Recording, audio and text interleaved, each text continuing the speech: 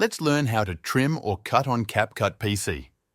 First thing first, make sure that you have CapCut downloaded on your PC and that it is working properly. Next step is open a project you would like to trim.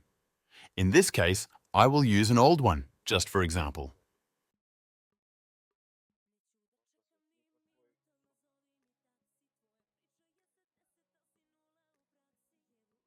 Make sure that the video is finished, or that you did what you wanted to do inside the project itself.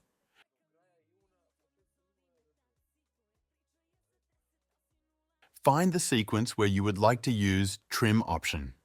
You can trim in CapCut in two different ways. One is to use Split option above the timeline in the left corner, and the other one is to use Shortcut on keyboard, which is Ctrl+B, which will do the same, but quicker. Make sure to carefully cut sequence you need and to apply option you like more. And that is all. Make sure to subscribe to channel.